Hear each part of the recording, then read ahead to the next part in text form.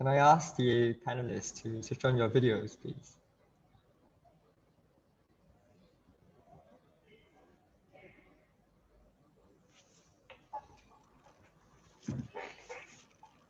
Very good. Hi, Pauline. Hi, everyone. Hi, Shirley. Hi, Vincent. Hi, Arvin. Hi, Arvin. Good for you to join us. Hi, everyone. Hi, everyone. Good afternoon. First of all, welcome, everyone, panelists, speakers, audience to this Glints Talk session. Very honored to co-organize this with Block 71 and Innovation Factory, and have the privilege to be here today with a very illustrious panel, and of course with this very large audience. My name is Pui Lim, and I'm the Commercial Director at Glints, overseeing commercial strat and operations. What is Glints? For those of you who don't know, Glints is a Series B talent and career development platform that on one hand helps young professionals with job discovery and skills development, and on the other supports businesses, enterprises, SME startups with recruitment and staffing. We run local recruitment as well as cross-border talent solutions under our brands Talent Hunt and Talent Hub respectively.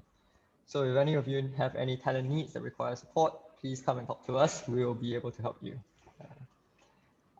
Thanks everyone for taking the time to attend the webinar today. Our Glints Talk topic today is fostering success in a data-driven culture.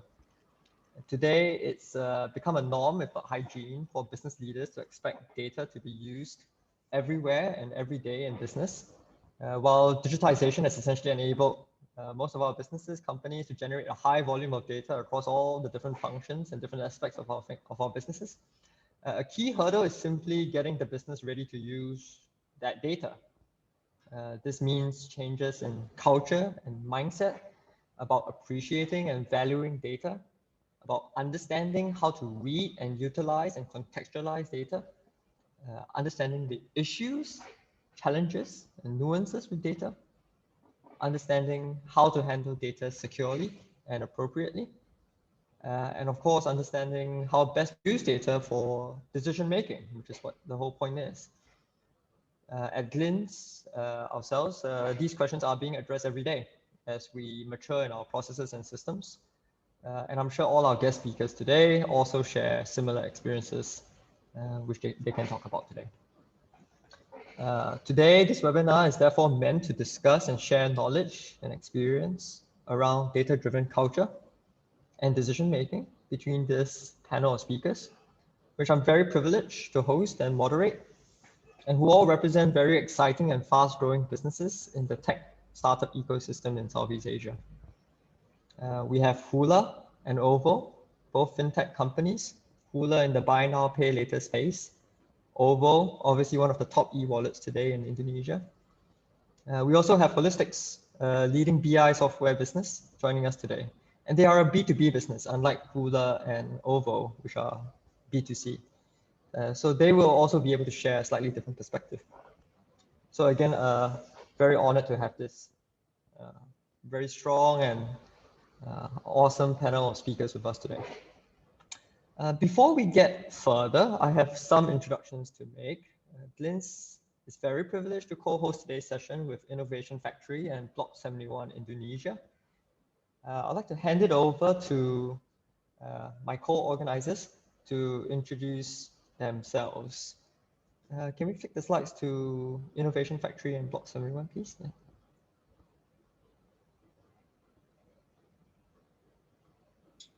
Okay, thank you. Yeah. Thank you, Berlin. Maybe I can share a bit about Innovation Factory and Block 71 and also how we are supporting the tech startup community. So my name is Widya Sukarda. I'm the hub manager of Innovation Factory and Block 71 Jakarta. So what we're doing actually, we're a technology and innovation hub in Indonesia. We're a platform for innovation initiatives where we enable key actors in the tech startup ecosystem to meet, collaborate, and grow together. One of our key initiatives is actually Block 71 Indonesia. It is an ecosystem builder and global connector for early stage startup. And we are an extended partnership between NUS and also Innovation Factory, which is an innovation arm of Salim Group. We started in 2017 with Blocks in Jakarta, and then followed by Bandung and Yogyakarta. So for anyone who are actually an early stage startup founders or interested in getting support and also a space to work, you can always contact us. And one of the things that we find really interesting is that another key initiative that we do is that we do a lot of this like tech and also talent development programs, and we're happy to collaborate with Glints on this talk. I think the first one we this is the second that we're doing, and it's always been a great audience from each side. So maybe we can go to the next stage, the next slide. So right now in our community, actually this is an old set. So I think right now we have actually doubled our community members now. It's about 60,000 members with about more than 3,000 startups engaged. And we have about 20 plus startup invested. And currently we have 190 plus startup resident. Actually, it's more than 170 with 1,500 jobs created. And over the past year, we have more than 500 tech talks and event hosted. And then if you can go to the next slide. Yeah.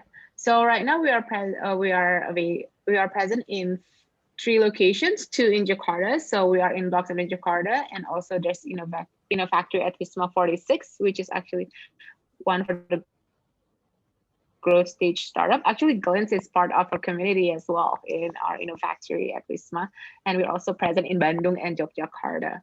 So yeah, come and say hi and meet our community manager. They'll be happy to help you if you like to have more information about us. And last but not least, the last slide is about our startup ecosystem. So we are actually industry agnostics. What we care about is just like anyone who are a startup who are in the tech and innovation space. We are happy to be able to connect with you guys and support you in any way we can.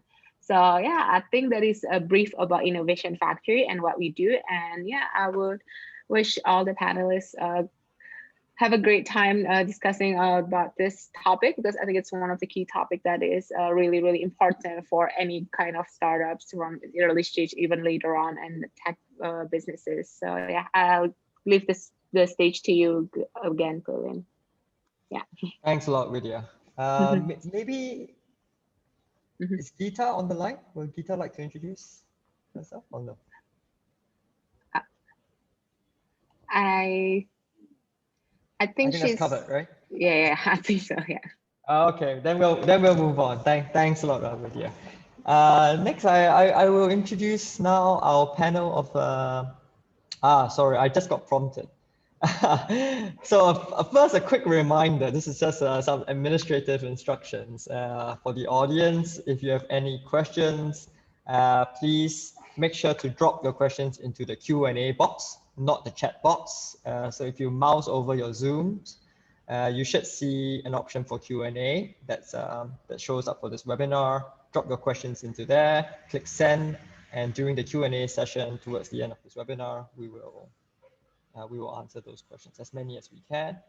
You do not have to wait till the Q&A session to drop those questions in. You can enter your questions as the webinar goes on. In fact, we encourage you to do so. Okay, now I will introduce the panel of speakers. So first of all, we have Arvind Singh, who is COO and co-founder at Hula. Hula is Asia's leading omni-channel buy now, pay later company headquartered in Singapore. Arvind oversees the overall business ops of the company, including marketing, product development, customer experience, and operations. Over to you, Arvind, to say a few words about yourself. Thank you so much, and thanks for having me, everyone. Looking forward to share a little bit about how those different areas of the business come together between marketing, operations, and product, and how we utilize data across those different areas as well to drive some great decision making. Thanks a lot, Arvind.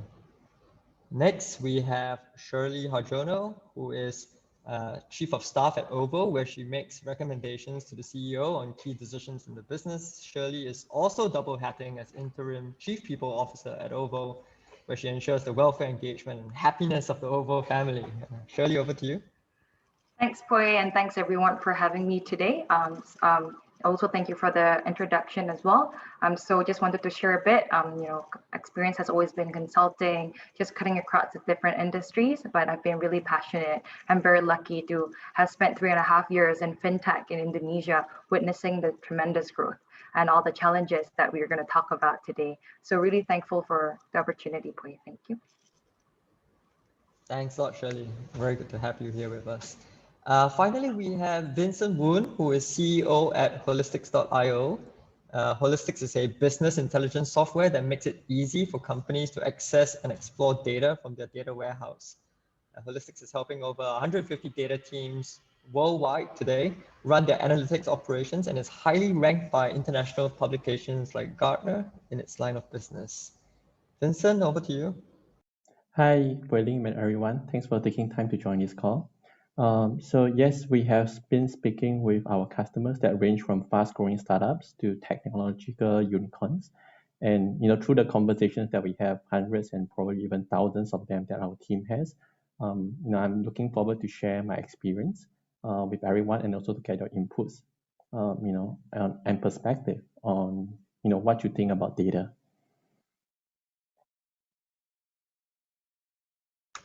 Thanks a lot, Vincent. Now, maybe just to kick things off and get everyone warmed up, I'll just start with the 101, the basics, right? So maybe to each of our speakers, what is data-driven culture to you? What does it mean and how important is it in your respective businesses? Maybe we can start with Shirley. Sorry, still figuring out how to unmute myself. Yeah, so most definitely, I think when with the volume of data that we have and the business that we are in today, just across payments, across insuring people, across underwriting loans, data is really highly important point. But as part of that as well is driving a data-driven culture, and where we will talk about today that this is not something that we talk about as a buzzword. It is something that we really practice day to day and across layers and levels as well. And it is highly important because, in this day and age, if everything is driven by data. So. Thanks a lot, Shirley. How about you, Vincent? You run a BI business, so this is right at the bread and butter of what you do. Right. So for us, we think about data-driven cultures more in terms of the friction it takes to access the data. And then when people finally access the data, whether they have confidence in the data, is it correct? Is it reliable? Is it trustworthy? Do they even understand what the meaning of the data fields means? So we strongly believe that once you reduce the friction to work with data, a natural inclination would be to use data to facilitate your decision making together with your other input channels.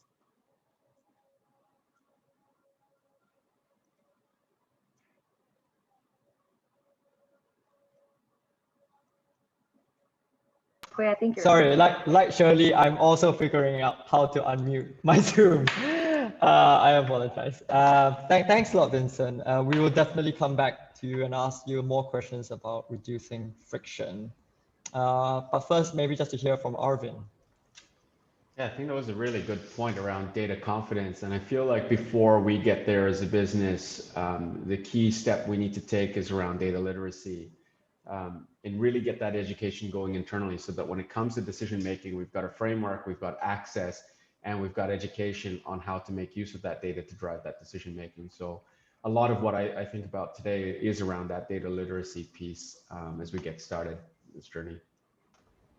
Thanks a lot, Arvin. I was just about to ask you about that. Vincent, in an earlier conversation that we had, you mentioned that at Holistics, you guys have been thinking long and hard about developing tools to help organizations precisely to overcome issues at people, process, systems to get into a data culture. Can you maybe tell us a bit more about that?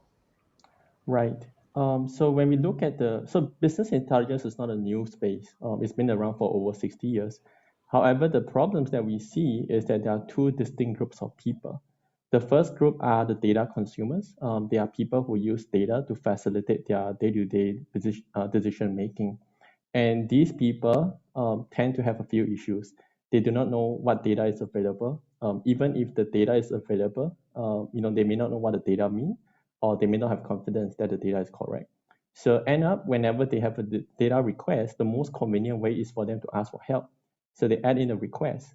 So who do they ask is typically someone who takes on the role of a data team. And throughout this whole process, as the organization scales, you typically have a high ratio of data consumer to data teams, which is natural. And as the bottleneck grows, people takes longer to wait for their data, and they get even more frustrated when they wait for data and they find it's wrong. So I think that's the first part of it, right? The second part of it is that within the data team itself, it's actually not that simple, to provide this data. The current setup of today's technologies tends to make them repeat themselves, doing repetitive things. Sometimes they may be re-explaining what a report means. Sometimes they may not even know that a data request has been answered before. And whenever a new data team member joins, there's a huge workload of knowledge transfer that needs to be done, because data documentation is normally done as an afterthought. So what happens is that in the data side of things, right, we do see that there are silos that happens between the data teams and the consumer team, and sometimes it causes some friction and tension between the both of them. So I would say that reducing these silos, focusing on your business operations to bridge the gap between them, and making sure that they work harmoniously together, is one enabler of driving the data-driven culture. Arvin, you use the phrase data literacy as this foundational thing that has to be there. It's an enabler for all of this. Vincent just talked about the potential friction between the consumer, assuming the business side, versus the data teams. What have you done at Hula to build that foundational layer of data literacy?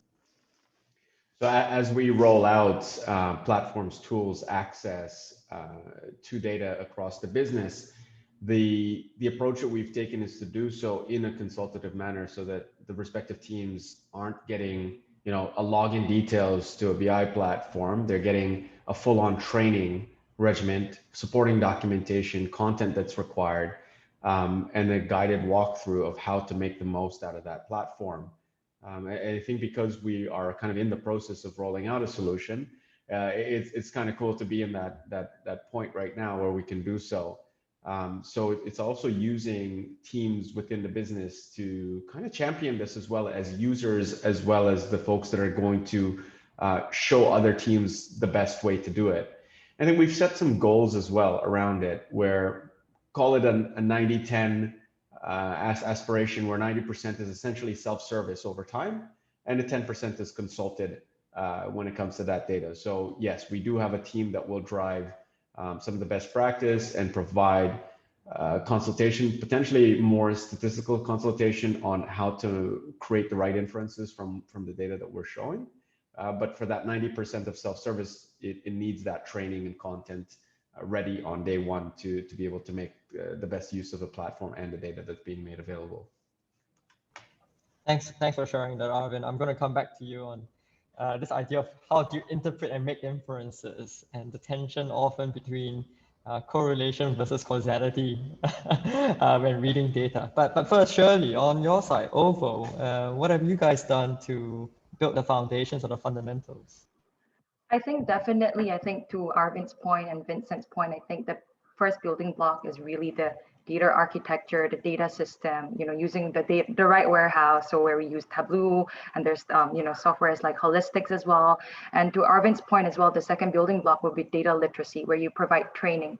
But I think given where OVO is at today, I think it's since 3 years, since our inception, we've really come to the stage where we have built the access, we have the right data governance, we have the data architecture in place.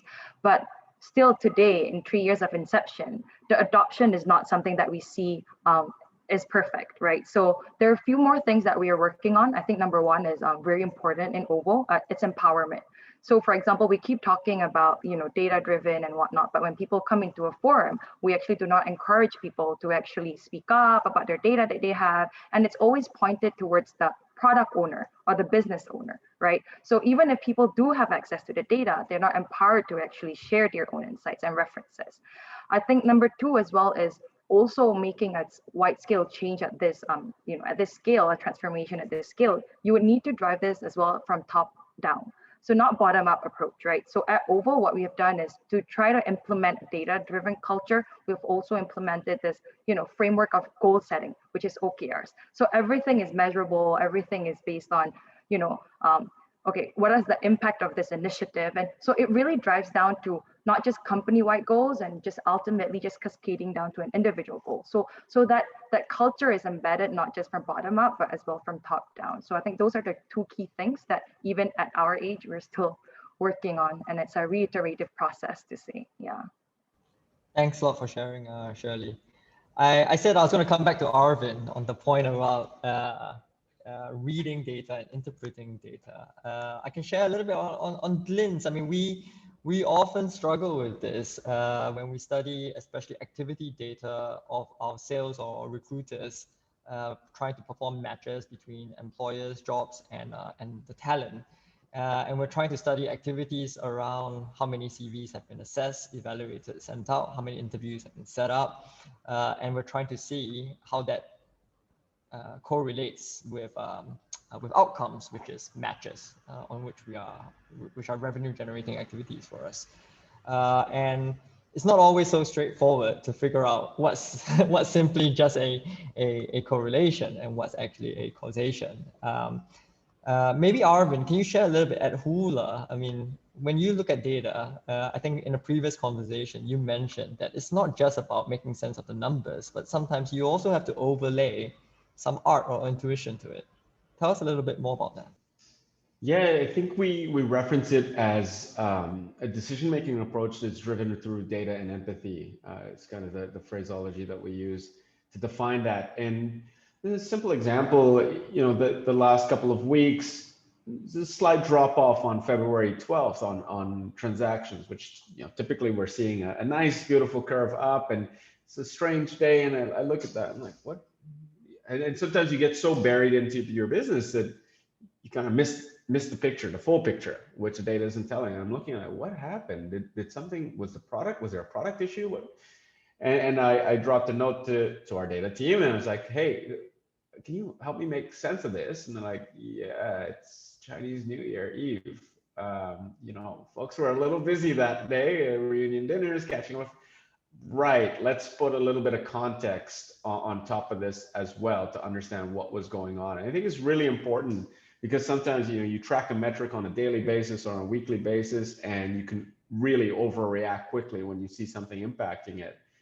So it's really important sometimes to get a second lens on it, to ask the question to an expert, to go back to a data team and maybe use the data team strategically that way. To keep you honest, right? In those moments where you just have to check yourself, am I overreacting?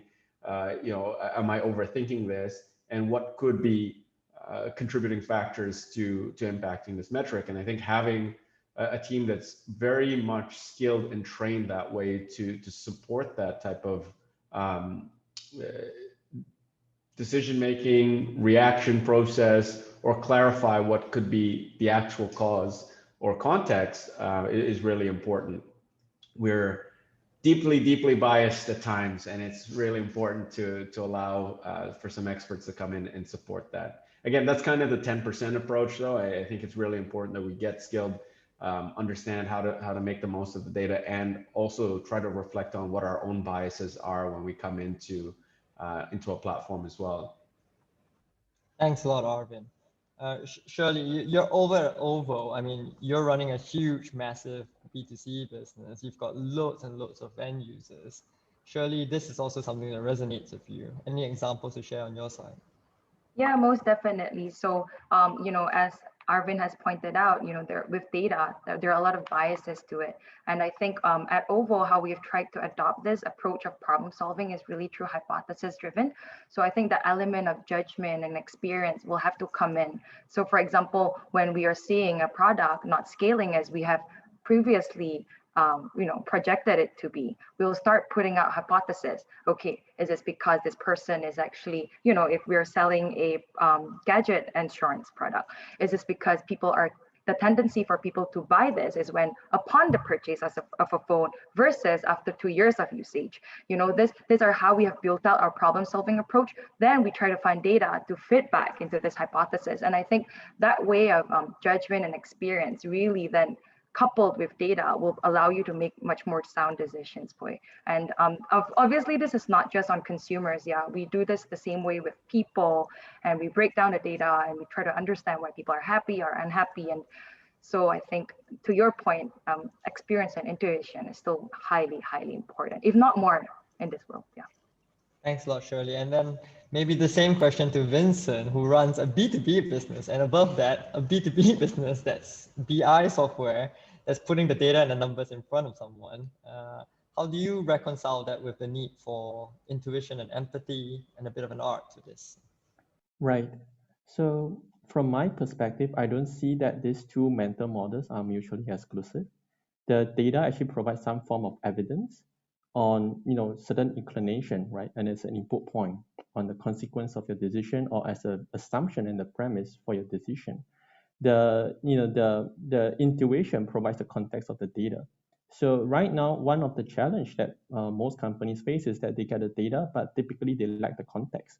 And when you lack the context, you can, just the sole use of data alone will be likely to let you make, pretty much off the mark decision making. So my personal opinion is that you don't see this as mutually exclusive, but you see data as an additional input point for you to make decisions.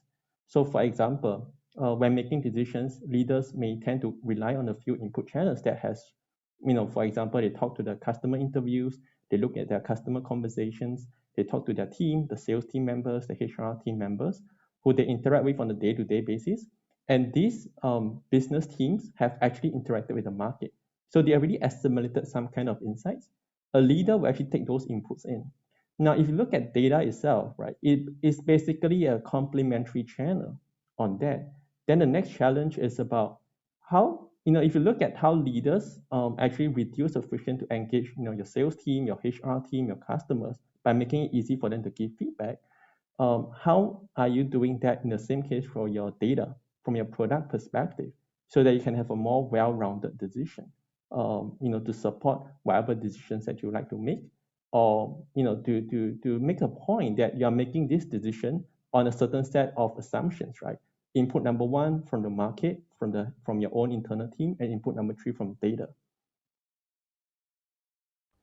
Thanks a lot, Vincent. Maybe I'm just going to probe you a little bit further. I mean, all of that works if we assume, or we can have confidence that the data that we're working with fundamentally has a base level of data integrity. I think you touched on this in your opening comments about how important that is.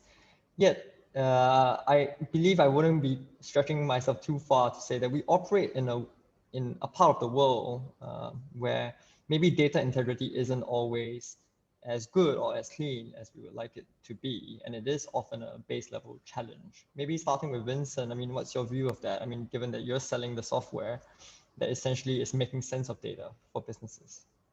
Right. For us, we see a very interesting trend between the convergence of two roles, which is the former central data team and the second team, which we call BizOps. Right. So when you talk about BizOps, it can be HR ops, product management ops, marketing ops, or even sales ops. And the convergence of these two roles together is what we see some companies forming, an analytics and operations division. So in that division, you still have a central data person. This data person in early startup culture, it can be your CTO, your VP of engineering, or even a technical lead. Reason being that they design your production database, they know how your applications are structured, they know the relationship. So they may even tend to take on that go-to role right at the beginning stage of the company before you have your first formal data hire. So, and of course, you can have at the later stage, you have your own data team.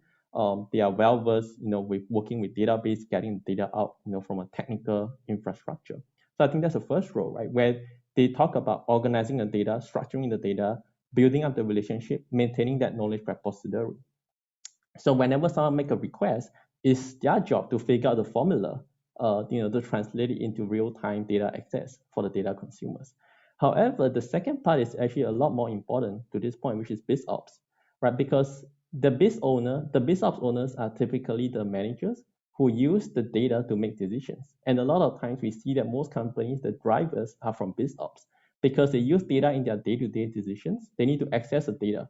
Be it if you are in the customer success team, how successful has our current customer been? Can you give me an alert if a certain customer has not been picking up for some time, right? And you have different use case from product management ops, from product marketing, or even from sales operations. So whenever these data are collected, the process people, right, they do a few things.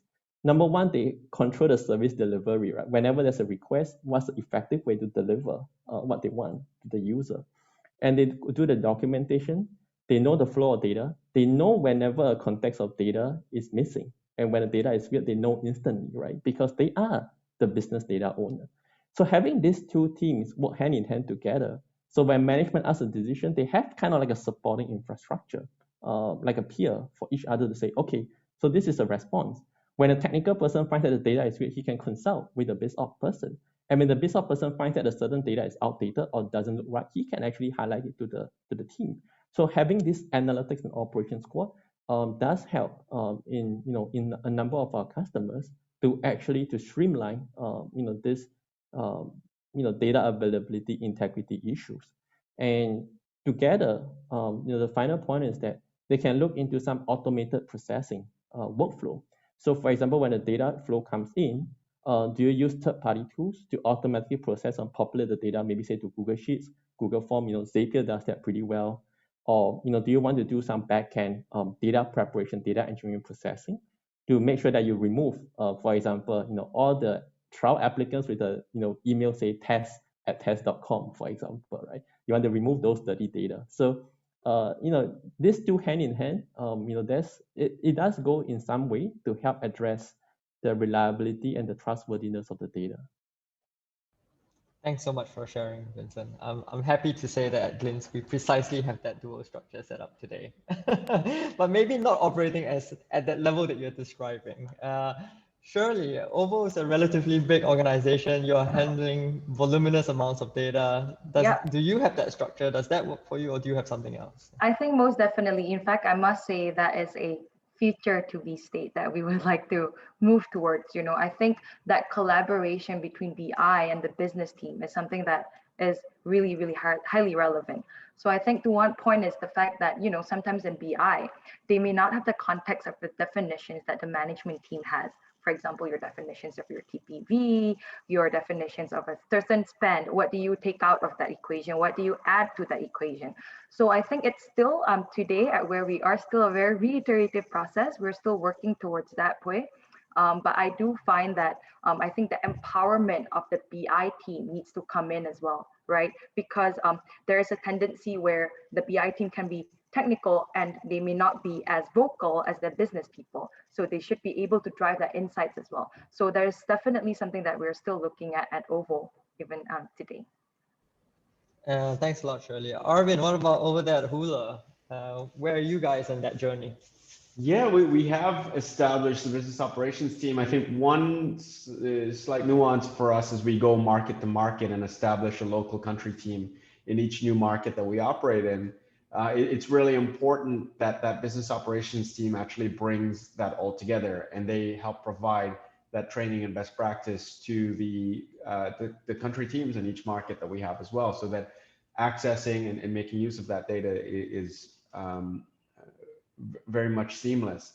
And they have that support structure through our business operations team. So BizOps kind of plays that role for us as well, where it is providing best practice on an operational level from processes, how to use the data, getting access to the right tools, and then fulfilling some of those functions. Again, driving that best practice, potentially even executing some of the work to start with before the country team gets established, and then making a transition and handover to the team as it gets built up. So slightly different types of responsibilities, but certainly there's a massive linkage because there's reams of analysis being done by that BizOps team as part of a daily optimization of processes, for example. So yeah, they have a very strong linkage to our data team. We talk about data being so essential to the running of our businesses, to an efficient way of running our business. But in the last 15 to 20 minutes or so, we also talked about all the various building blocks which are necessary, all the various potential challenges which may come up, and that we have to navigate in order for data to be an enabler, for it to be useful. Today, is data something? Is data-driven decision making? Is that something that's like a speed bump to you guys, or is it something that actually makes you go faster? Maybe Vincent can go first. Right. So I don't see a clear relationship between a data-driven decision making and speed and agility. To me, the fundamental concept is really a data process issue, or rather a business process issues. So if you think about the decisions making, they are not made instantaneously. They typically go through a process. So it can be very simple as, if this scenario happened, then approve it. If a person is creditworthy, then we approve them to get this loan. In the recruitment process, same thing, right? You have some filtering criteria.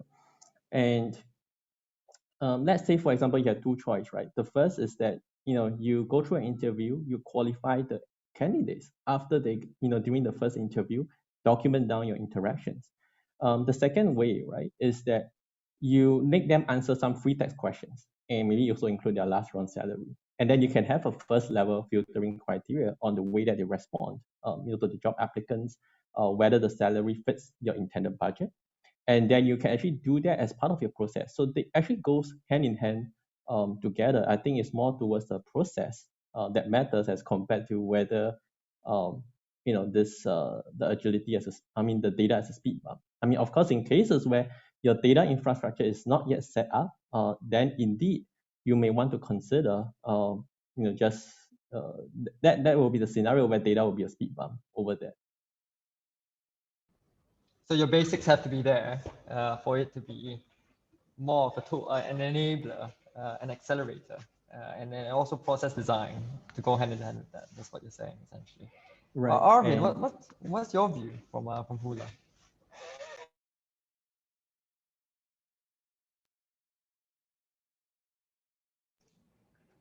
Hey, sorry, I got cut out on my audio there. I apologize for using wireless, but could you just repeat the question for me? The question is, at the stage of development for Hula today, your stage of maturity of your organization and your data journey, is data-driven decision making, is that an accelerator or is it a speed bump? Yeah, I'd like to think that it is still the right trigger point to start those conversations. And why I can't look at it as a speed bump is because some of the conversations that we're having around making decisions wouldn't have existed if we weren't tracking and measuring certain aspects and using that data. And I think it's fine to look at something that you're flying across and going down a path really quickly, but you're not questioning some of the reasons why you're doing something or challenging if you're doing it the right way or if it's being effective. And without the data to create some speed bumps every now and then, to have those questions being asked and to challenge that a bit, I think it's quite dangerous not having that in place. So it's really important for us to find that balance, to ask those questions. And I think when it comes to some of the bigger strategic decision making as well, to slow down a little bit in order to go faster. And we've had moments like that as well. We actually shifted the type of solution that we have in the Singapore market a couple of years ago. And to drive that decision at that moment where we had limited technical resources to make a massive change to our platform, it was a big decision. But we made sure we went out there, did the analysis, gathered the feedback, came back to the table with the leadership team, and we made a call.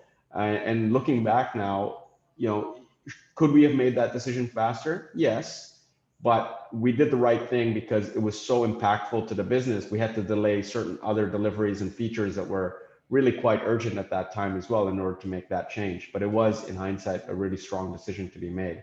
But we wanted to be sure as well because of just the trade-offs that were being made.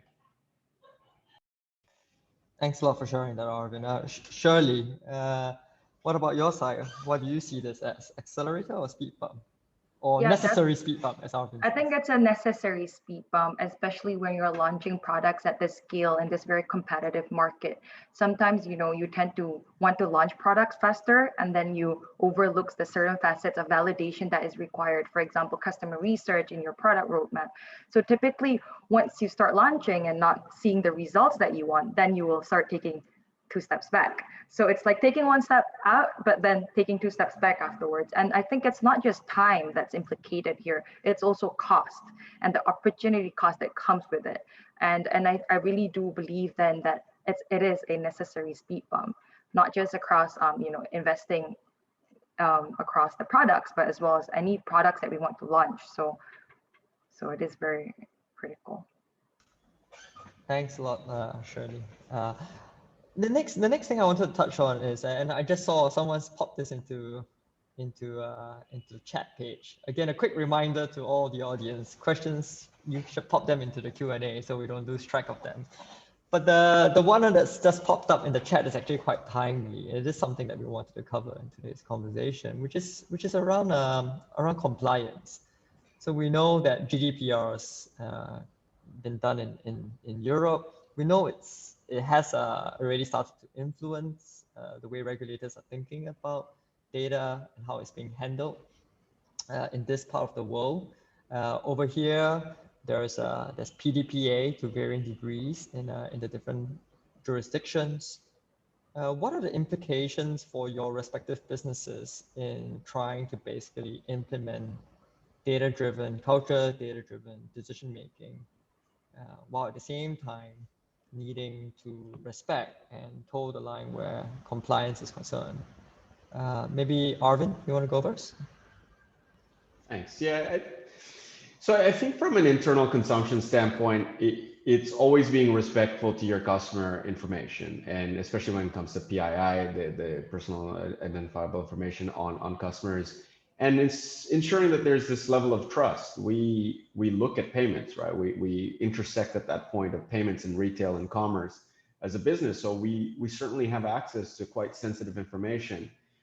While we want to empower staff and empower the rest of the business to make great decisions and get access to data, there is a point where we have to draw that line on what we make available. And the great thing about bringing a strong platform and partner and solution in place from a data team is that when we set things up, when we set that infrastructure up, we can control what gets made available. So where do we draw that line? How do we make sure that we are compliant while at the same time empowering our staff to be able to drive those decisions? That's where the experts in the data team really come in and work with the compliance team, work with risk in order to come to an agreement that makes sense. And from the very setup of the initial infrastructure, we took that step to ensure that even at that point, that data is not being made available to infrastructure that will be consumed by, say, the BI platform. So there are limitations that creates, certainly, but I think it's also being respectful for our customers and their information, whether it's compliance or not. I think it's really important to be really cautious when it comes to personal data. So your point is it's more than just compliance, right? It's about building trust with your customers first and foremost. Correct. And I see how that's really important, right? I mean, you're in the business of fintech. That data that you handle is extremely sensitive. Absolutely, there's a massive trust element to that, and also some of that trust comes down to some of the partners that you choose, right? So I've got a conversation with AWS in a few weeks to talk about how we collaborate with them to ensure that things are being done in a trusted, scalable, but when the data is captured and stored, it is with a partner like AWS where that their approach to this is highly compliant with each market's regulatory requirements as well. So in those moments, it's choosing partners that can help you scale, be agile, cloud-based type of solution, but at the same time, still take that very, very seriously when it comes to how they treat data as well. Does that resonate with you, Shirley? I mean, you're also in the fintech space, similar sorts of dynamics. Yeah, I think on compliance and regulators, right? I think that it's just very bare minimum in the space that we are at today. Really, because compliance is the biggest swing factor for us. It's a go or no go in every meeting that comes in number one for our principal. And I think we're also very grateful to have the Deputy Governor of Bank of Indonesia, the ex-Deputy Governor, who sits on our board as well, to give us that lens, right? Because there are instances where we have actually overlooked elements of compliance. But I think to Arvin's point, it's just not just beyond that. It's not just compliance, it's beyond that. It's about understanding how you use customer data and not just, just exploiting them, but actually making a better customer experience out of it. I think recently I have this experience, right? When people tend to apply for, loans, like pay laters online, you put your emergency contact. So we verify the person, the applicant, but we don't actually verify the emergency contact. Look, given the pandemic situation, it has been highly aggressive and people are taking a very aggressive approach. And I see an increasing trend where people are actually tapping and calling the emergency contact when this is actually not their spouses, nor someone who knows the applicant, So there's this layer of learning as well, just building on the customer experience and not exploiting data and just, bombarding phone calls and whatnot. So I think it's definitely something that people have to look beyond. And is there before we move to Vincent, maybe one back for Arvin and Shirley, is there a measurement that you are able to use to gauge whether you have achieved that yeah, degree sure. of trust that you are I think aiming for? the level of trust, I mean, obviously it's retention rates, and I mean, for payments, I think it's that float fund that you have. So in storage for us, it's called SVF. So if the fund, we track that as part of a customer's trust with OVO, for example. Yeah. Arvin, you have a different answer? No, I mean, the customers are going to make a decision, right? And if they believe that they can't trust your business and your service to keep the basics safe, it's going to be very difficult for them to. And we rely on a customer sharing card details and making a purchase using an existing credit or debit card. While we don't store those details, it's stored with PCI level 1 compliant type of partner. It's still really important for them to know that that's not at risk, and it's not necessarily the card number. It's things like their name, their address. That information is also, quite sacred to us. So when we're doing analysis and sharing things within the business, there are certain aspects or elements of customer data that is highly, highly restricted as well. That sits in a completely separate part of the business. So when we're looking at, say, a BizOps team running analysis and supporting a country analysis on something specifically, it's a lot of trend line stuff, right? GMV and volume growth, transaction growth, not going down into the nitty gritty of that individual customer. It's a lot more aggregated views of the business that are being shared there. Thanks a lot, Arvin. And I think that's a good segue to bring the question back to Vincent. Because Vince, I mean, this question around, it started from compliance, then the fintech speakers on our panels start to talk about trust, but it also comes back to this very important concept that Arvin just touched on, which is around how do you, as much as we are democratizing access to data in our various organizations, we also have to draw some red lines. So there is something around structuring. How do you work with your clients or within your own organization with respect to these sorts of issues? Right. So, we are the B2B company, so our situation is a little different from Arvind and Shirley. However, we do, so we are not directly related to these data compliance regulations, but we care about them because most of our customers are, needs to comply to them. So, we not only have the GDPR, that was done in 2015, you also have the California Consumer Protection Act, CCP. I think from our customer perspective, they share with us their concerns on how they can manage this internal compliance, right? So I think the first case is pretty obvious that they cannot be explicitly selling the data, and most of our customers don't. The second case that they are more concerned about is actually internal data leakage. For example, if are you sharing data with the right level of people? Are your team member exporting data and actually rebuilding it? Those are things that management may not have their full control over. And if the data team starts building the same reports and the dashboard like duplicate times. Anytime when they want to enforce some security control, when the team member exits and leaves. So they want an elegant way to control data security access, masking the data where it's possible. So I think that, and they also want some job activity. So for example, the enterprise customers, we had to set up that we can give them the metadata, right, on whether there's any suspicious activities, from their internal staff, right, that spikes up, right? They will ask us to check on that. Then the second part, right, is that when they work with vendors, our relationship to them becomes the, what they call the processor and controller under the GDPR term, where, because we are their sub-processor, they will expect certain standards from us. And they will say like, where are your internal security certifications or your external accreditation? So we so basically we need to go for, SOC 2 compliance, ISO compliance, to show them that the info security process is in place. We need to show them the data architecture, right? To the info security department to show them that, hey, Holistics actually work without storing your data. So your data still sits in your own environment. And it's just basically a query engine, right? Like an application layer for your database. So, that's actually the two parts of it.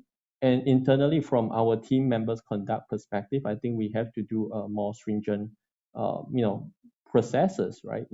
On the basics like background check and making sure that there's no unnecessary access to data. So we have to implement controls in place.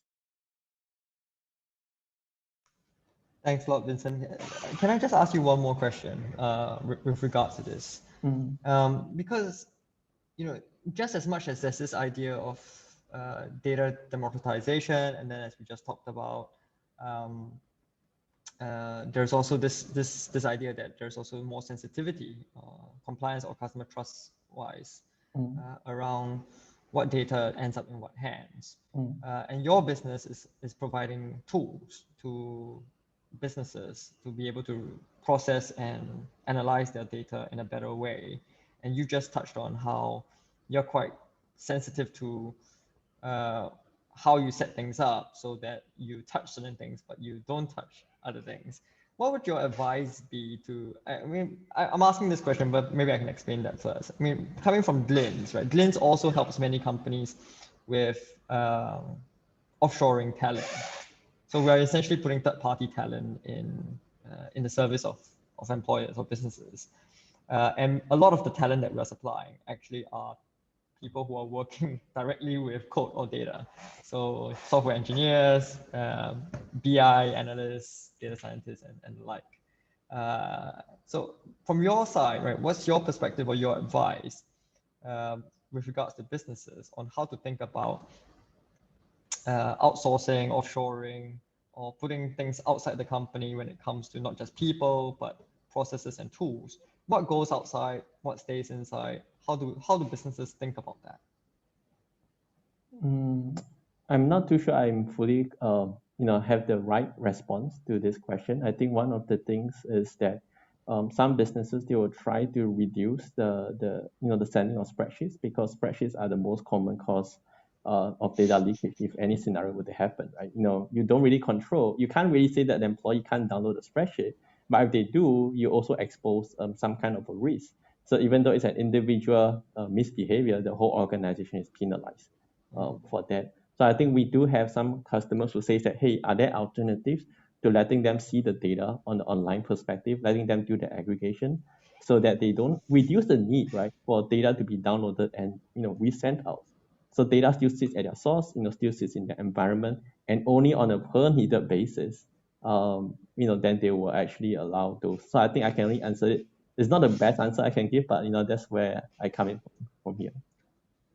Maybe just to bring this to Shirley and Arvin, maybe Shirley first. Does OVO ever do any sort of outsourcing or of either people or tools or processes with third parties where data is concerned? And how do you think about that? It's largely internal today. I think to Vincent's point, I think having the right warehouse and system in place is very important. So then it reduces the reiterations through Excel files and whatnot. So I think Holistics, for example, is a good fundamental block that one company would require when they are trying to move beyond this maturity curve. I think second, just tying back to what we have mentioned today, I think data architecture comes next, right? You have a pool of data, what do you do next? And then ultimately is the data governance. So those are the controls and levels that, while you want to say that data is an organization asset, right, and not a departmental asset, there are still attributes to, you know, whether this person is in marketing, what kind of data is relevant to them. So I think you need all these 3 building blocks before you can accelerate way. And to your point, it is just very highly critical before you open the tap, because then, to your point again, when we started this conversation, it can do more bad than good. Yeah. So get the fundamentals sorted out before you Definitely. even think about those, bringing any third parties into this. Right? Yeah. That's what you're saying. Got it. Arvin, any views? Given that we use both Glints and Holistics, it's really interesting because we've got an outsourced model where we have engineers from Glints and we use Holistics to create that BI interface. It's an interesting question because we do want to empower folks that are a part of our business, even if they might not be directly employed by Hula. And I think it's important potentially to have a supplemental agreement with folks that are going to get access to that type of data. But realistically, you're empowering people when you put that in their hands and you're trusting them to do the right thing with it. I do think that there is risk, no doubt, when you start to opening up access to that data. But when I look at the alternatives out there, again, yes, spreadsheets are probably the worst thing. And if you can move away from that and have it more centralized and the right governance in place, to Shirley's point, working even with third-party developers becomes something that is still feasible for a business. And it is important, you know, to really scale up our business. We have had to work with some great talent that, you know, sits slightly outside of the direct hiring aspect of our team, but it's really important that they still get access to the relevant type of information to do their work. Yeah, so governance becomes even more critical in that situation, and making it really clear in terms of what access they have and how it directly impacts their day-to-day work as well. Thanks a lot, Arvin. Last round of questions before we get into the Q&A. I mean, I think many members of our audience coming from the startup ecosystem, probably fairly early stage outfits, many people, even if not that early stage, might be on the start or near the start of their data journeys. What kind of like sort of base 101 tips and advice would you give to the members of the audience when embarking on their data journey? I mean, I think we've touched on several of these points already in the earlier conversation, but if you had to kind of sum it up a bit from your side, from each of you, what would you say? Vincent, maybe you can go first. Right. So for us, you know, what we do is that we focus a lot on analytics infrastructures, helping, you know, technical leads, you know, who's tasked with the analytics culture and leader to set up their whole analytics infrastructure. So what we've done is that we actually put in all our learnings, you know, into setting up a modern analytics stack, and we publish a free ebook on it. So I guess if the moderators can share the link to everyone. So, you know, essentially, if you download it, you can see like what are the components of it, how does data flow, and you know what kind of processes exist in the industry. How do you combine the old world of business intelligence knowledge with the new world of the new architecture together? So it's actually a lot more towards the setting up of the analytics infrastructure. That's where we do the best in, because we come from a team of data engineers. So I guess, you know, if the moderators, you know, if you all can share the link for the guidebook, then, you know, it's more like a reference point for the audience here. Can I ask the Glints team to please post the link to Vincent's Holistics ebook in the chat, or maybe send it on the email afterwards? I think that would be a useful reference as a follow-up for everyone. Arvin, you want to go next? It's a really good reference point in terms of getting the infrastructure right, and we took a little bit of time to make sure that the infrastructure was appropriate. And even today, I would say that there are more places where data resides that isn't feeding into that centralized infrastructure as of yet, that will capture more and more touch points with our customers and help us understand, you know, or drive better decision making. But getting the infrastructure in place was really the starting point. And I think one of the things that we've really held back on was doing this mass rollout of a platform, right? Like I said, we work with Holistics. We've got access to it. The infrastructure is in place. We've got the information available to give access to now, but we've really held ourselves back a little bit from just, again, sending an access to a platform with, hey, here you go, make use of it, and taking that approach of, we are going to run this through a training program. We are going to do it team by team to make sure we spend that quality time. We open it up for questions and answers. We take the feedback from the team as well as part of that training session to make sure that in a couple of weeks, we can come back with an even better version of what we have built today, that's addressing some of the other concerns that they might have across different parts of the business. So it pains me a little bit because I want to move really, really fast on this and just get it out. But at the same time, I know that doing it the right way and getting the training done up front is going to save us a ton of time downstream as well. Thanks a lot, Arvin. Shirley, tips and advice for the audience? Yeah, I'm just going to incorporate everything that Vincent and Arvin has said, but definitely I think if this is for people who are just starting out, I think number one is really having that right framework and that data access and governance in place. So I think that's where Vincent's expertise is. But I think beyond that, then really, I think the second element is that leaders should also adopt that this is not a process change. This is actually a mindset shift. I do tend to see this in leaders. They think that, okay, so long we put this in the layers of our processes in our meetings, it's fine. But you will have to exhibit it. It's not just by all say and not no do, right? And then I think ultimately really is that you don't apply this just to customers. I think typically organizations overlook this aspect, and there's this strategic asset that you have, which is your employees. So we also need to be able to think about data with relevance to our employees. So I think just those three things from my end point. Thanks a lot, Shirley. And with that, I propose that we now go into the Q&A.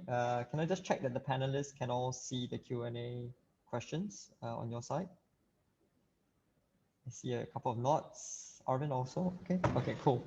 So I've got the list open up in front of me. We don't have that many questions, which is great, which means that we can probably answer all of them. The first one that I can see here is from Jeffrey. Is talking about compliance. I think we already talked about this and touched on this earlier. So I think we're going to give this one a quick pass. The second question actually is a great segue from where we just left off with Shirley. And Shirley, as I mentioned earlier, is not only COS at OVO, but it's also the interim Chief People Officer. So I think maybe the best person in this group to answer this question. How can data-driven culture help HR to do better? So I'll just share a bit of context. So I think just right before the pandemic hit, our head of people actually left OVO for personal reasons. So I had to help hold the fort because we were in a hiring freeze. But to that point, I think data for OVO, at least, we do surveys and we engage Culture Amp, who manages this survey and this repository of, of all the quarterly surveys that we do to just assess whether or not our employees are happy or are they not happy. So we've done this recently, and especially with the pandemic, it has become more important. But I think just to your point again on experience and intuition, I would share a very quick experience about data on employees. So from this surveys, I mean, you don't have to do it through Culture M. You can do it, roll out using Google Forms and whatnot, and you will be able to sense whether or not employees are happy. So the last round that we did in Q1 was actually, we got an engagement score of 80%, which ideally means that 80% of the employees are happy, right? But with intuition and your experience with people, your interactions with people, you do sense a feeling that people are actually really burned out. But it's, how is there no correlation to your happiness index? So I think that then drives towards the hypothesis, oh, right, okay, I think people who are burnt out at this level, people who are the frontliners are feeling this impact. And then you sort of like break down this data to understand where and which parts of the data that does not coincide with that 80% as an average. Because at an 800 people big company, there tends to be skewedness where you don't see when you're just looking at the 80% number. So I think that's how we've really been able to drive really, really sound decisions to really help our employees during the pandemic. in terms of resourcing, in terms of ensuring that the meeting guidelines would help them achieve that work-life balance that they are, they're not seeing in OVO back then when the pandemic hit. So I think, yeah. So I hope I answered the question, but that's Thanks something a lot, that we've Shirley. been really focusing on. Thank you. Maybe, I mean, Arvin and Vincent, I mean, you guys are also running your own businesses, and of course, your businesses all have people. How would you respond to this question? How does data-driven culture help HR to do better? Maybe Arvin first. Yeah. I think on the talent acquisition side, it's quite interesting, right? If you've got a clear vision around how to use data in an organization, you're going to attract a lot of folks that want to use data to drive decision making and make the most out of data as well. So it becomes an asset to the organization if this is a deeply embedded part of your culture and you're kind of known to be a data-driven business. I do believe it's going to help attract the right type of talent into the company as well, folks that really want to rely on that aspect of it. So I think looking at it more from the talent and talent acquisition standpoint, this can really become an asset for a business. Vincent? Right. So I would say that there's a lot of, if you look at the HR process as a recruiting process, that's the employee engagement process, salary benchmarking, employee development. So, one of the things that you could possibly do is that at the periodic interval, set up an automated workflow that within, around 6 months or the 18-month mark, send them a specific survey form to track like how engaged they are feeling at any one point in time, right? And to some extent, if you already have established processes that that, oh, when this person comes in, you do this, you try to use the data to reduce your mental overhead and decision-making process. So instead of having the applicants wait, you can basically process some applications instantly, right? So I think when you do the automation, because once you have the data in place, it's a lot easier for you to do the automation. Do you want to schedule a review calls? So I would say that those are some cases that the HR can use it. And even borrowing it from sales team, right? You have a customer, you have an NPS call. Does your internal HR, internal teams have an NPS call that's given to them, right? Just one score, right? Would you recommend yourself like 2 years ago or 3 years ago to join, or you will recommend your friend to join the company, right? So I think that would be an interesting insight. You start to ask like, are we a good company to work for? And that provides the data point beyond Glassdoor, right? So that could be helpful at times. You could do all of that, or you can use Glints. So if I'm permitted a 30-second plug. Now we know. Now you know. Now you know. So actually, Glints does exactly what Vincent is describing. We are using data to improve and have a more efficient talent acquisition process. But I think what ties back nicely to what Shirley started off with is even at Glints, even as we built the logics, the systems to run better matching algorithms, we still find it, and our clients find it absolutely useful and necessary to still overlay the human judgment of recruiters, because there is still an art to it. So the data can only tell you insofar as to what skills, for example, certain profiles have, what kind of qualifications, and then a little bit above and beyond that, like what Vincent was describing, so the inclinations, fit, and all that. But when it comes down to really sussing out whether a CV, a candidate, is appropriate for an employer, actually the judgment or the intuition of the human counts for a lot, and that's still necessary. And that's just the talent acquisition part of it. Shirley was talking about kind of the talent management, the people operations part of things. I think that's even more necessary when you get into that. But great question, great answers. Thanks. Let's move on. Next one. Data is in abundance. How do we avoid bias in analyzing and presenting data into insights? Are there strategies or tools to be used?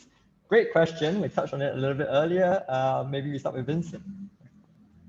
Right. This brings me back to an interesting conversation I had a few years ago at a networking session with a data analyst.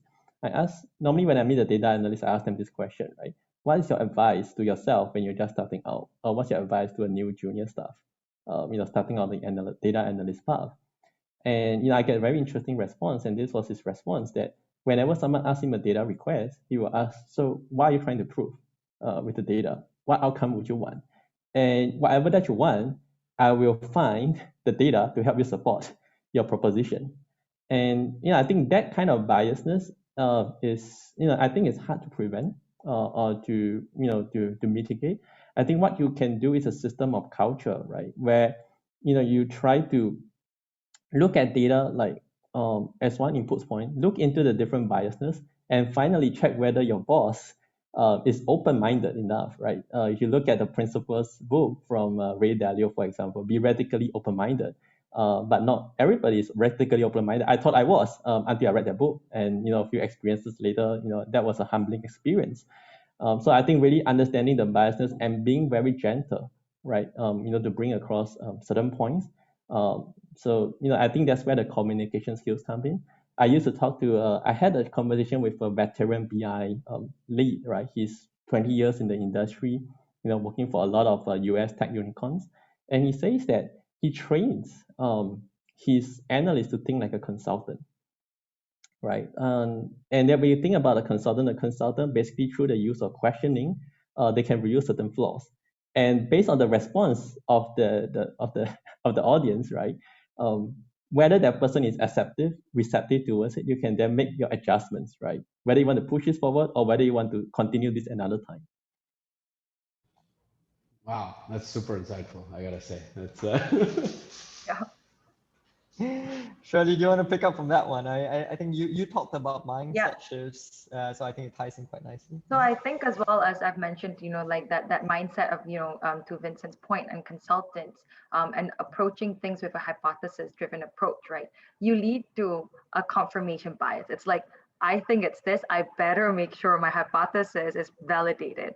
So I think second to Vincent's point, again, it's really the culture and the mindset where, you're able to tweak that. And when you're in that forum, people are actually open to discuss and challenge that.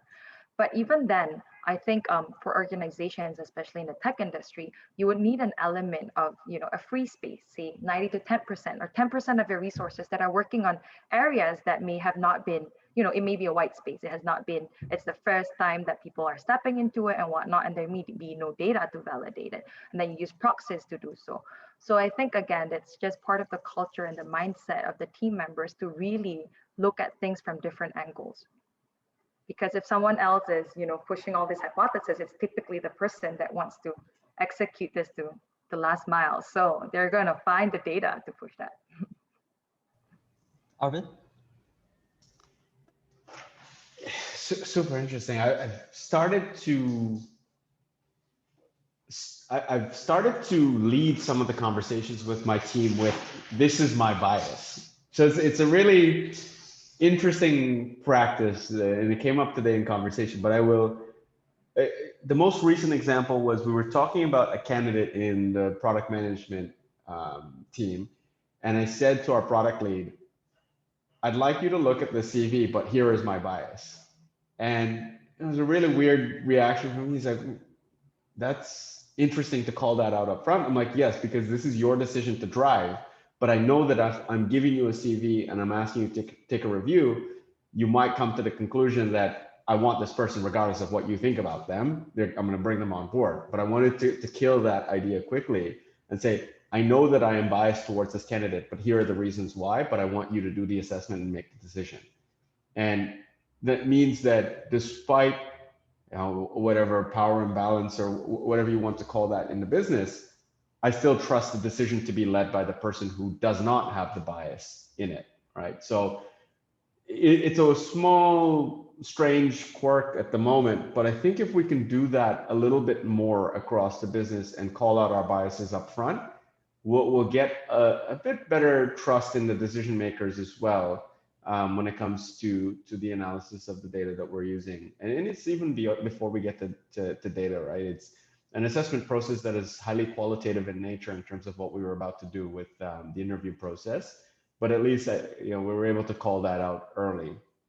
And it's something that I'd like to play around with my team a little bit to see if we can make a habit out of that. When we know we have a bit of bias towards something, we can call that out. I've also got like a screensaver on my laptop that like has every sort of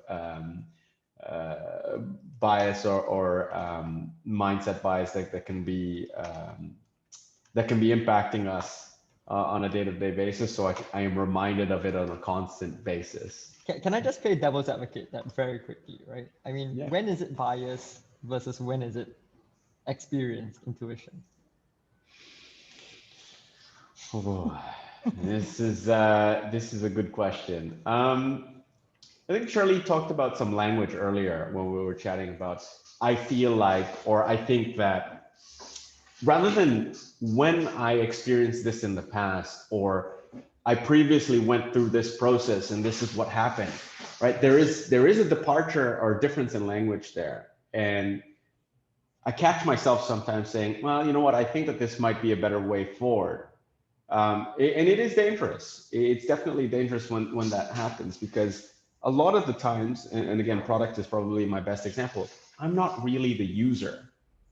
So it's very dangerous when I make a statement to the product team like that. I feel like this might be a better feature for us to go after. Versus, you know what, I was chatting with the CX team and we had some direct feedback from customers that this was their experience. Or I was speaking with a few friends and they had this suggestion. We might want to look into this in a deeper manner. So sometimes you can catch yourself even with the language that you're using on identifying what is more experience driven versus what is more just some of that clear bias or ideas that you might have. Thanks a lot, Arvin. Let's go down to the next question. Okay, I think this one's actually more of a comment. Okay, here's one for probably Shirley and myself. In terms of headhunters collecting resumes, personal data, how does this get processed? Okay, it can be automated, but gaps still arise where good quality candidates may not have resume writing skills. So how do we blend or balance, I guess, quantitative with qualitative insights when reading the resume, including background checks, for example, from talent acquisition? We talked a little bit about this earlier. Shirley, anything to add here from your side? I think definitely with I think talent acquisition is we've always tried to tell them that, hey, look, it's beyond what's on the resume, right? But then there are certain elements when before you strike an open position in an organization, the hiring manager would specify, okay, this is some elements that I would need in the future candidate. I'll need you to help me assess with it. So I think as part of screening their resume, I don't think it's as quantitative in that sense, right? There's a nature where you try to like sort of feel throughout, okay, this is where they've been, this is, you know, the journey. So what would this person bring? And then followed by, you know, a case study. Now, a case study would be something that's a bit more quantitative, quote unquote. And then ultimately, there are people who are better at doing case studies versus interviews, right? So the qualitative approach will have to come with it. So it's a very holistic way of, you know, assessing a candidate. And I don't think it stops at the resume, and it has to go beyond that.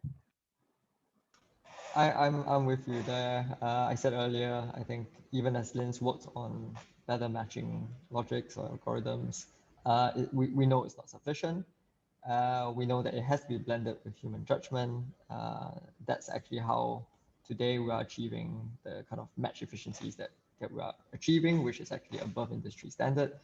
What are we looking out for? I think we do believe, however, on the quantitative side, you know, it is possible to create simpler building blocks around resumes and CVs, right? Some keywords, for example, credentialing, for example, accreditations, those all help towards simplifying and sort of allowing the process to be more automated, more quantifiable in a way, of allowing us to bring candidates to the right employers more quickly and vice versa. The other way around, I think where the qualitative aspects are concerned, I'm with Shirley. I think it doesn't mean that you can ever do away with interviews. I think you still need to have interviews. Interviews are an imperfect tool or solution to talent acquisition. How much can you glean from a candidate in 3 or 4 hours of interactions and then make a decision that they have to send out to work for you? It's an imperfect solution, but it's kind of one of those least bad options at this moment until something gets better. Format of interviews, Shirley mentioned case studies as an example. I agree. I think for specific types of roles, there are some interview formats that work better than others. So those are the kind of things that we work with our clients on to design and to customize according to their needs. Yeah, I'm not sure. Maybe Arvin and Vincent, anything to add from your perspectives with respect to this? No, not for me. You guys have it All right. well covered. All right. We'll go down to the next one. How are we surviving?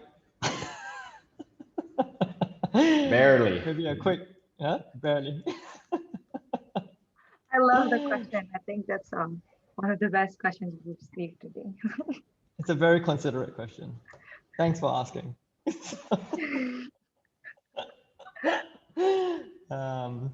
Okay, next one. This one I think we touched on. For the young generation, we are aware of data-driven culture. How do we deal with seniors who make decisions based on feeling or instinct? I feel like I have to say something for older people here. I don't think this is a fair statement. Characterizing or generalizing that old people basically have an oppositional view or attitude when it comes to data. But I think I can infer what the question is getting at. I think it's talking about bias, and I think there was some very substantive answers earlier from the team here about that. But anything to add, guys, on this one? I would say one of my input points is, especially if it's a senior, you got to think whether you're in the same team. General advice, at least in the Asian culture, unless you know that person very well, don't be confrontational first. Like, don't go out there and say, I know you're wrong, right? My data is correct, right? I think that's the surefire way to keep them even more defensive, right? I think that the most important thing about building this line is a lot more persuasion. And you can't escape this, right? It's about persuading people, and you need to first build their trust. I think on your side, right, you can also take in some learning experience, right? You just casually ask them, like, how do you make that decision? I'm pretty impressed with it, right? And then they share with you, and they start a document, right? Like, this is how he makes those decisions, and then you get some data points, and maybe on the unrelated case, right, you can show him that data one day, right, and see whether he gets it. Because people want to realize that they get enlightened. They don't want to be told that they are wrong. At least for some personalities that I've encountered. Any other tips from Shirley or Arvin about dealing with these kinds of situations? I think I agree to Wei that it's not age difference. I think people with more experience would tend to become more, they would bring that flavor into that picture when you are proposing something. So to Vincent's point, it is right. I think a good proposal requires it to be very cohesive and integrated end to end. You can't miss a part of data and then just say that I think it should be this way. So I think a very good proposal, that skill, I think it's very important. Yeah. There might be some bias in that question, yeah, based on some experience as well. I think that the reality is you're calling it out. Well, really, we haven't just started making decisions using data in the last 5 years, right? Access and tools and things get better, but certainly we've been making data-driven decision-making for a very long time now. So, I think folks that are experienced and in the business, at least from my experience so far, where we are, age doesn't really make that massive difference in terms of who's more open or who's less open to using data. I think folks that are generally open-minded will use the tools that are available to them that are optimal to do this, right? I want to be on to Arvin's point, in that, for example, the senior may have taught from his previous experience that, it's a hassle to get that data. So no point bothering it for the value that the decision would bring. So he just said, let's just go ahead without it, because you do not know the value of that decision. Is it, is it a table stake decision, or is it like just a peripheral decision? So with the modern technologies, maybe he's not aware that this data can be retrieved pretty easily, to either substantiate or contradict what he has. So his experience may not be that he's biased against the use of data, but he's biased because he thinks that there's a lot of work needed to get the data, and you might as well just save the effort for the value that it provides. And I think that's a good, I see there's one more question around hospital systems, but I'm just going to jump a little bit ahead to the next one and then come back to the hospital one. Is it fair to say that, therefore, that trying to build a really data-driven culture or decision-making process, you have to strike a balance between data versus experience versus instincts? Is it fair to say that balance is key? Maybe Arvin? Yeah, I mean, we talked about that empathy and data piece earlier, right? And it's something, again, trying to instill with the team. When can we go further and try to bring the context into the situation? And again, product management tends to be a place that has to have this aspect to it. There are analytics in place. We understand customer journey. We see how they interact with the product. But until we go out there and start having conversations, it's difficult to come to a conclusion of what could be a better path for that user as well. Why did they drop off in that page? You know, what is it that's causing the issue? Some of these things do require a bit of supplemental information that comes from that conversation and moment of empathy as well. So there's definitely an approach here that's a bit more balanced in nature. Anything to add from Shirley or Vincent? No. I mean, I think I think Raphael, I think to your point is, I think being a leader, you need a lot of qualities. Yeah, I think it's just beyond, you know, being data driven, experience, but I think judgment. I recently read a really good article on HBR about judgment. And I think they're talking about that leaders need everything all across, you know, the good decision making, but what underlies that is actually the judgment. Right. So I think I'll just read something. I think there's this quote which it says, and actually saved this just yesterday reading it. Those with ambition but no judgment will run out of money. And those with charisma but no judgment lead their followers in the wrong direction. And those with drive but no judgment get up early to do the wrong things. So there's this element of judgment and instinct that needs to come in to become a really stellar leader, young or old, to Raphael's point. Yeah. Thanks a lot, Shirley. That's that's a good quote. We're gonna write that one down and put it on the chat. The next one, I'm going back to the previous one, the previous question around. This question is coming from a software engineer for hospital information systems.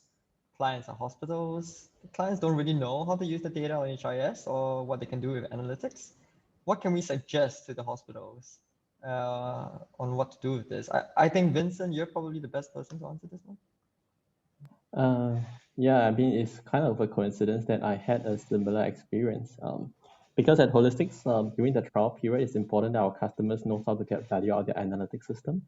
So we actually work with resellers, right? And one of our resellers, he's a data consultant. He was working with this technology company, fast growing, but the founder said, you know, actually we don't need data, right? We don't really know how to use data. And he actually started to, you know, he basically built a simple dashboard for Holistics on their behalf, show them that these are the trends. These are what happened in your data, right? And because people can't be bothered to log into the web interface, he sends an automated email to them every morning and every night. And, you know, at first it doesn't work.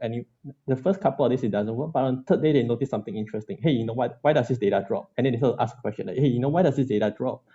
And, you know, you kind of like reduce that friction, because even logging in to access a dashboard is also considered friction. But if it's available, you know, be it either in your Slack channel or your email schedule that you push to them, then they will start to ask, why does the data appear this way? I know what happened, but why? And, you know, that starts their first journey, right? And I think within a very short time, he was able to articulate and capture that value from just some very simple looking reports.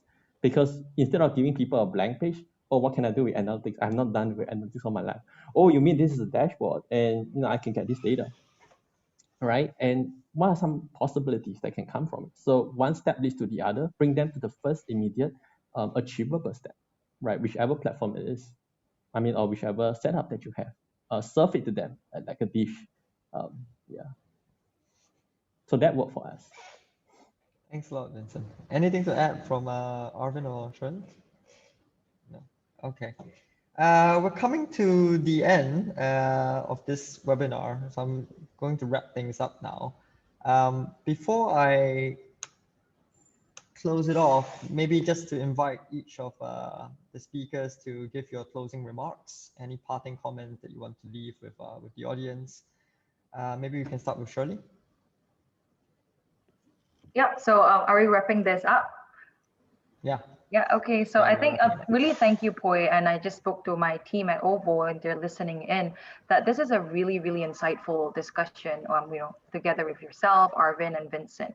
And I think in the digital age, it's important to know what data can do and cannot do, the shortcomings of data and the importance of trying to drive a buzzword into reality. I think that's number 2. And number 3 is really understanding that it is a reiterative process. So I think there was one question that mentioned that, data changes, what do you do? I think it's a reiterative process that the leaders and the team will need to know. And having that right processes to say, look back, what we've learned, what can be done better is important. And I'll say one last point is I think having clear measurable goals is very critical so that everything that you're doing in the data-driven culture ultimately ties to your goals. Thanks, Poi. Thanks, Shirley. Thanks so much. And thanks again for participating today. Arvin? It's an awesome wrap up because it's exactly linked to a conversation I had with our team today, and our head of data services asked us as kind of individual leaders of different parts of the business, what is the one key metric that is most important to the business? And he wouldn't accept more than one. Like you had to just choose one key metric that you define the success of the business around. And it was a really challenging exercise, but part of that was just pushing us to understand, what is it that we're looking at it on a daily basis? What is it we're thinking about on a daily basis? Why am I losing sleep? Why is somebody else losing sleep? So it was a difficult but important exercise because it really made us start to think, okay, are we measuring the right things to track towards that North Star type of metric, right? So that was important. I think to reiterate on the point Shirley made as well was we need to keep doing this on a regular basis because as we launch with Holistics, as we bring data into the business and we train and create that literacy, we're going to keep adding more and more onto that. Like our infrastructure is going to grow massively as we bring more data into it and we create more reporting and we create more dashboards for our staff. So that literacy piece never stops. We're going to have to make sure that the infrastructure is in place to keep doing training and re-roll that training. That metric that we have against it is that 90-10 type of view where can we get that data literacy to a point that when we roll this out, 90% of what we're doing is almost self-service, and that 10% is consultative in nature.